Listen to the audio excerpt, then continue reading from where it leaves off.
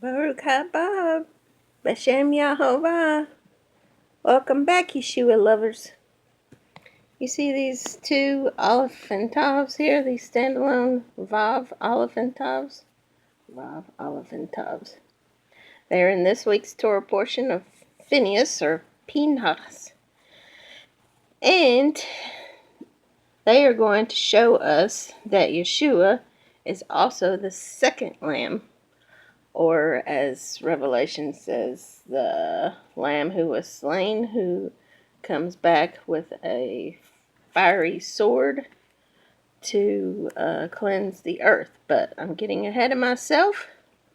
Let's look at Numbers 28, verse 4, and Numbers 28, verse 8. We're going to read 7 and 8. But verse 4 says, "The one lamb you shall offer in the morning, ve'et, baboker is morning, in the morning, ve'et hakeves, the lamb, ha-sheni, the second, literally second lamb, you shall offer in the evening." Verse 7 says, "And its drink offering shall be 1/4 of a hin for each lamb. In a holy place you shall pour out the drink to Yahovah as an offering," is what it says in the English.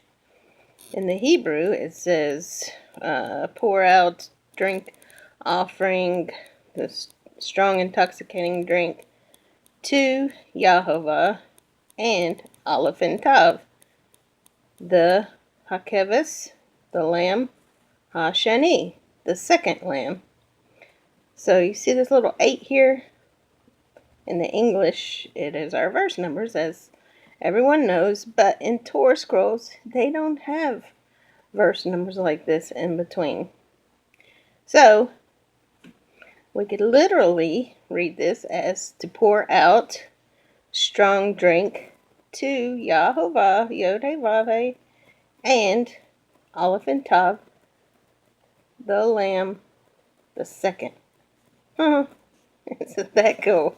We have La Yahovah Ve'et together. I love that. So, I have another video number 18, which is also about Yeshua as the second lamb, from Exodus 29:41. And when I did that video, I hadn't found these two Alef Tavs showing the same thing, Hakeves Hashani, the second lamb. In video number 18, I go into detail about Yeshua coming with the flaming sword, which I like to think as the Vav, as the flaming sword, and the Alef Tav is Yeshua, of course. But in Revelation 5:6, which I'll go there now, and I'm going to put it on the, I need to mark this so I don't lose right here. But I'm going to hopefully fit that into the title page on this YouTube video. But Revelation 5:6 says,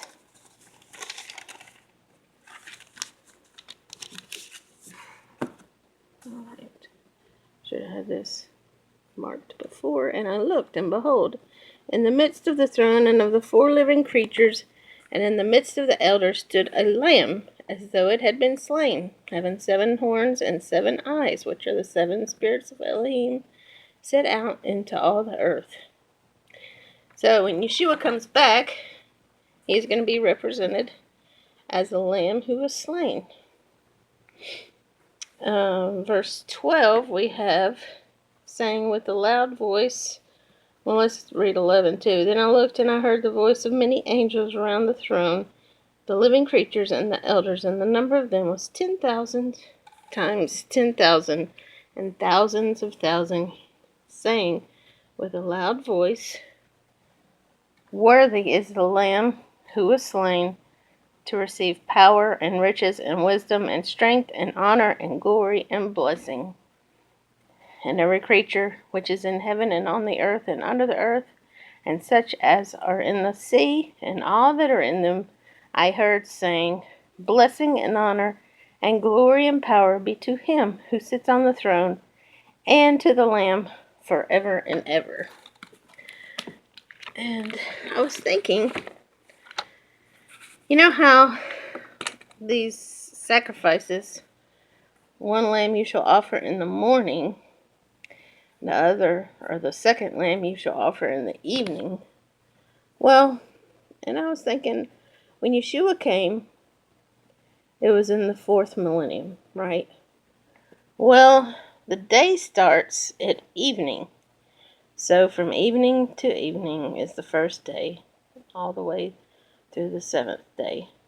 Well, the evening to the morning is a big chunk of the day.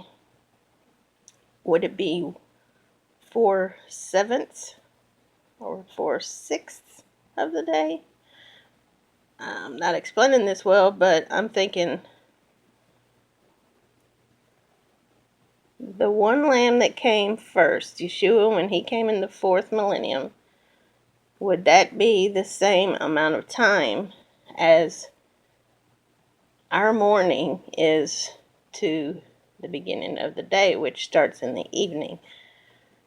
I'm not really explaining this well, but when the morning lamb is sacrificed, which was Yeshua, is that amount of time from the morning from the evening, is that the same amount of time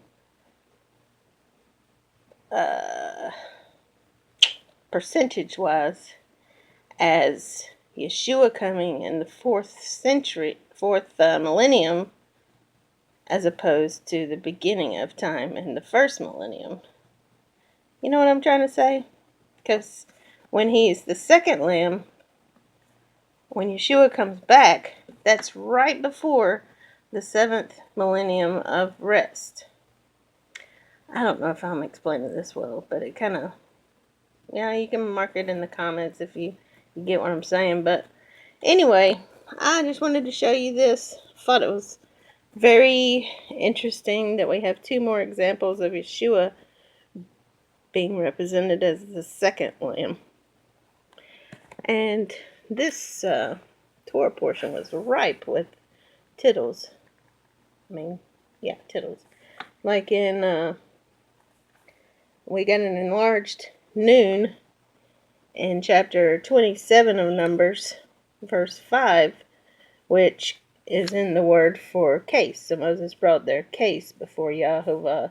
This noon right here is an enlarged noon. And then y'all know that we have the broken Vav and the Shalom, the covenant of peace for Phinehas. And then we have a small Yod in Phinehas' name. That little tiny Yod right there is written smaller than even that in Torah scrolls. So we have several tittles in this Torah portion as well. But anyway, alright, I'm already almost to 9 minutes, so sorry this is so long. I hope you have a blessed Shabbat and Shavua Tov, a good week, and thank you for watching. Shout out to all you guys who watch the videos. Bo, Israel, Brenda. I really appreciate you guys. Stephen Nixon, Sarah. Thank you guys.